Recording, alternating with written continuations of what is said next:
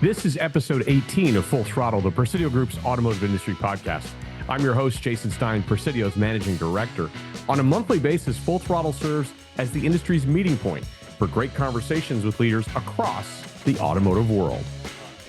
Installing new technology at a dealership is really significant. Changing human behavior is incredibly hard. And so you had to come in and you had to figure out the dealership network, and then you had to get them new equipment, and that had to be installed, and you had to make sure it worked, and then you had to get people to watch videos to get some preliminary learning, and then you had to send people in and they had to train them. Then you had to go back, right? Because there's turnover in dealerships.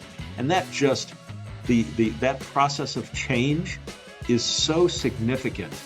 And dealers, especially nowadays, they really want to see a quick benefit to their technology investments. As most know, it isn't easy being a serial entrepreneur.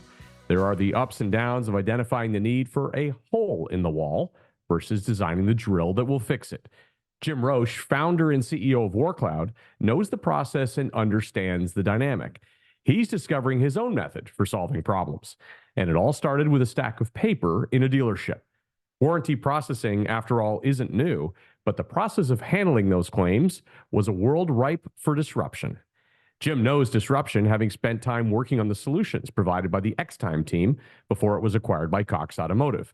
Now he's firmly in the business of using artificial intelligence to help the industry navigate tremendous change, especially with warranty providing the fastest growing component of the dealer's service business. Dealers are looking for new technology services to capitalize on rapid change and driving top and bottom line growth. WarrCloud is attempting to deliver, and judging by the activity at its booth in Las Vegas during NADA, people are taking notice. Today, Jim talks about the 18 months that turned into 7 years on an odyssey to build a system, as well as his learnings along the way. What are the guiding principles for WarrCloud, and where will the industry continue to see accelerated advancements in technology as it changes? And how is WarrCloud increasing warranty billings and reducing claims expenses? Jim Roche, today my guest on Full Throttle. Hi, this is Jim Roche, CEO of WarrCloud. Welcome to Presidio's podcast, Full Throttle. Well, he's fresh off NADA, which means he can finally feel the bottom of his feet. And he also spent some time with a celebrity in his booth, which we will get to at a certain stage. But Jim, welcome into the program. Thanks, Jason. It's great to see you and appreciate you having me. How was NADA for you, Jim? It was fantastic is the short answer. I've been to many NADAs, and I'd have to say that for my personal involvement, this was the most excitement in terms of the amount of booth traffic, the engagement by the dealers, and just the overall energy of the show. How many years for you at NADA? Just a few, right? Yes, just a few. Actually, I think this would have been my 37th. I missed one because my daughter's birthday was February 3rd, so I missed that one in 97. But other than that, I've been going since the late 80s. But WarrCloud, though, relative infancy for WarrCloud. Yeah, WarrCloud, this was our second NADA. Last year was good, and this year was great. Why did you decide to build this business, Jim? Yeah, great question. I'm a serial entrepreneur in the automotive space. I've always worked with dealers, and particularly in fixed operations. And I noticed over the years that if you opened enough doors in the dealership, eventually you'd find a little room and there would be stacks of paper up to the ceiling. That was the warranty clerk's office. And to me, as an entrepreneur who's always looking for ways to bring technology to bear on a problem, stacks of paper indicate inefficiency. But it was an astute service leader friend who I was talking about this, my observations, and he said to me, and I quote, dummy, that's not a stack of paper, that's a stack of uncashed checks. Mm. And that was really the epiphany of, this is a significant problem. Looked into it, saw no one was working on it, and thought that would be a really good way to leverage technology to bring dealers efficiency. And out of that came WarrCloud. Which, for those who don't know, it is basically providing fully outsourced warranty claims management for dealers via an artificial intelligence-driven technology platform. AI is everywhere, including in the warranty business. It is now. It's exactly right. We essentially take what has been for 80 years a manual function performed by one or more employees in the dealership, and we outsource that, and we leverage cloud-based AI technology to bring the efficiencies that you get from that, which is additional revenue, because we know where to look for all of the ways to optimize dealer revenue legitimately.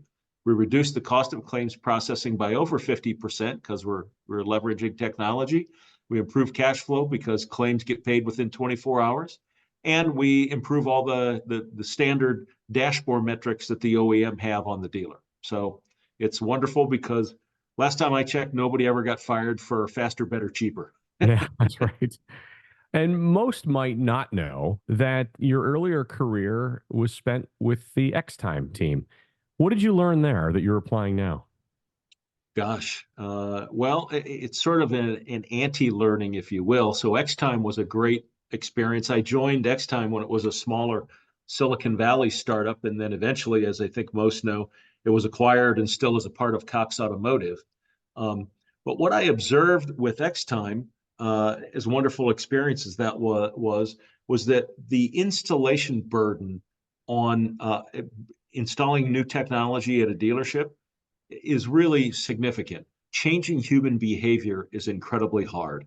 And so you had to come in and you had to figure out the dealership network, and then you had to get them new equipment, and that had to be installed, and you had to make sure it worked, and then you had to get people to watch videos to get some preliminary learning, and then you had to send people in and they had to train them. Then you had to go back, right? Because there's turnover in dealerships.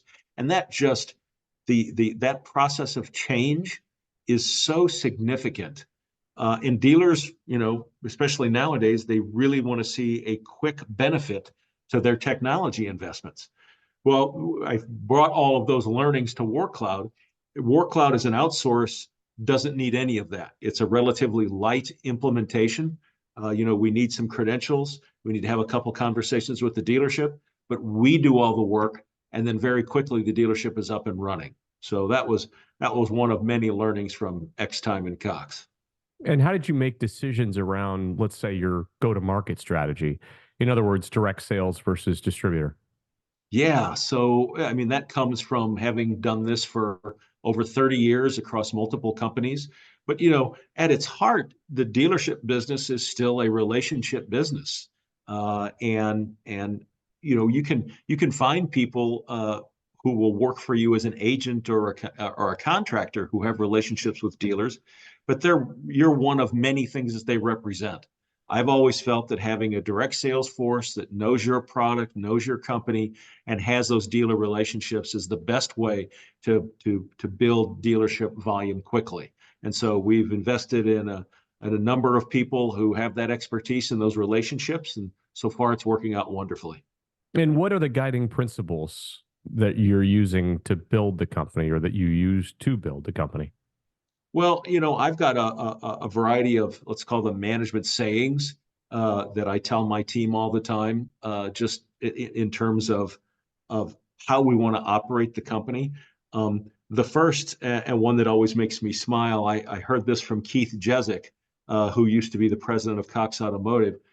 Keith said, "You always got to remember that nobody goes to Home Depot to buy a drill; they go to buy a hole in a wall." Yeah. And I always took that to mean, always remember that we got to solve a problem, right? Don't get enamored of the technology just for the technology's sake. Uh, Yeah. Another one that is a personal one of mine is lead from the front.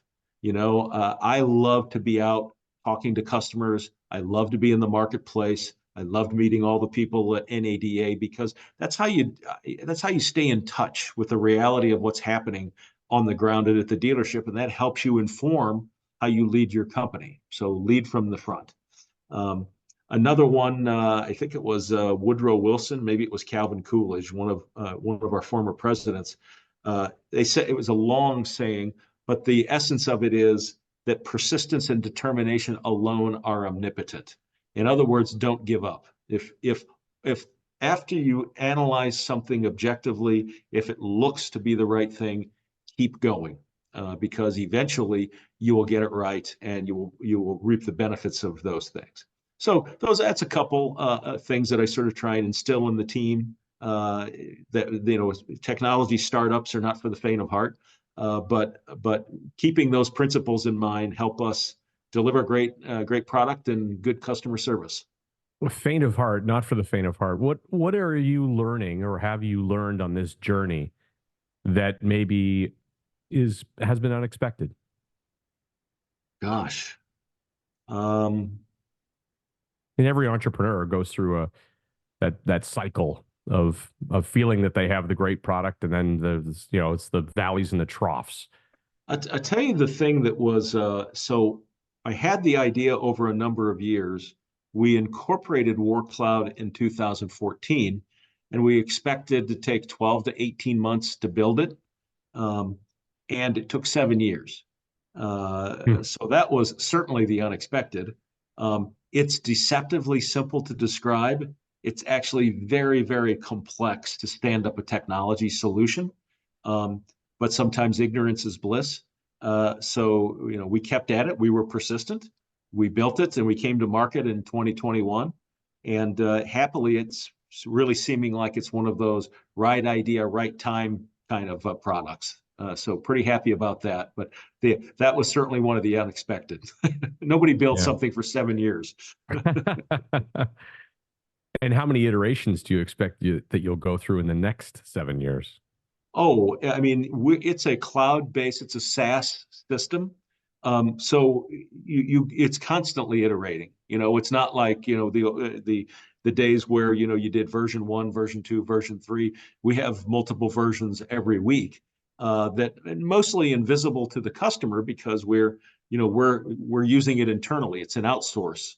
So other than we have an app that the dealership uses that's sort of the window into WarrCloud, if you will, but as a piece of application software, the dealer doesn't interact with it. We handle all that for the dealer. They hand us the keys, if you will, to their warranty processing, and we take it over for them, I which guess they my seem to really like. I guess my question is more around how can WarrCloud change going forward in order to address needs that maybe you might not even be aware of right now? This certainly is not a static philosophy or a static solution. So, how far out as technology improves do you think WarrCloud can get? Well, so let me answer that in two ways. First of all, we're very close to our customers, and one of the things that they told us early on was, "Hey, you're doing a great job. You reach into the DMS and you get the repair order, but there is supporting documentation that we need to get to you sometimes." And so we developed the app that I mentioned, which we call Chirp. And Chirp is a way for the dealer to take a picture of a document and get it to us seamlessly and without a lot of effort on their part. So there's something that we didn't start off that was in the vision, but by listening to the customer, we quickly developed that, and it's turned out to be so popular that we are adding all kinds of features and functions to it. So there's one sort of feature add, if you will. And then thinking forward, what we've come, and again, this is just through conversations with the market, Jason, is our dealers have said, love what you're doing with OEM claims processing. Hey, can you do extended warranty? Extended warranty is a little bit of it's a different animal, but we're looking at how we extend WarrCloud into doing that. And then through these conversations, again, just listening to the market, we have people who come to us and say, "Wow, I see what you're doing in automotive. Could you do that in heavy truck? Could you do Yeah. that in power sports? Because this problem of manually processing warranty is everywhere." So as we go forward, I think that you'll see us penetrating more and more of our dealers and doing more services for them, but then eventually stepping into other areas of transportation as we grow. How do you think, Jim, dealers can play a larger role in ensuring that their customers' vehicles are safe? And how might dealers benefit from focusing on, let's call them outstanding recalls? Yeah, the best thing to do with to keep your vehicle safe, number one is maintain it. Make sure you get it in regularly for all of the service. And two, as you allude, get the safety recalls done. I mean, they're called a safety recall for a lesson, right, Jason? For a Hmm. reason, right, Yeah, Jason? exactly. And most of them are issued by NHTSA, So make sure that you're paying attention. There's lots of websites where you can go out, you put in your VIN. Kelley Blue Book is one, and it will tell you if there is any outstanding recalls on your vehicle. Don't wait for that postcard or whatever it is. Be a little bit proactive about your vehicle safety. Those are the two things that I do, and I'd recommend every consumer do those. As we go forward, we talked about technology and AI driven technology that you're using on your platform. So we see more of those advancements and even EVs coming on in a larger way. How do you feel technology is going to impact maybe OEM and warranties and maybe recalls in the future? Yeah, well, AI is becoming prevalent, or at least in terms of how many people are talking about it. I think the actual adoption of it in automotive is slower relative to maybe other industries. But that's been my observation over the decades, is that the automotive industry, when it comes to technology adoption, is usually a step or two behind other vertical industries, but then the momentum builds and we really get after it. Um, and AI is really, really good at recognizing patterns and replacing human behavior for repetitive tasks. And the dealership is and the OEM are filled with administrative heavy repetitive tasks. So I think there's low hanging fruit there. So particularly in the back office functions, warranty is one, but there are many others where AI can bring significant efficiencies to dealership operations, and that brings cost savings at a time when dealers are really looking for cost savings. Going forward, I think AI helps in a couple of ways with recalls and just generally with vehicle safety and repair. And that is, again, they are really, really good at looking for patterns. So AI can help us find when you have a vehicle that has a recall. It can help find you, right? Because vehicles change hands and sometimes that gets lost in the chain. That's really the key, is being able to let you, the consumer, know that there's an outstanding recall on your vehicle. And the second is really accurate both maintenance and failure prediction, right? I mean, I can tell you that, hey, your vehicle is due for a 30,000-mile service, but depending on your driving pattern, you may be at 22,000 miles or 42,000 miles. So being able to predict when those need to be done, but even more importantly, hey, your timing belt, there's a 78% chance that your timing belt is going to fail in the next 5 months. That would leave you stranded.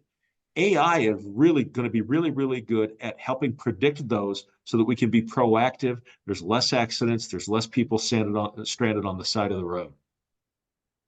Final thing at NADA, Jim, you had a special guest in your booth, and it's actually an individual who will be with you for the rest of the year. Tell me a little bit about your quarterback, if you will.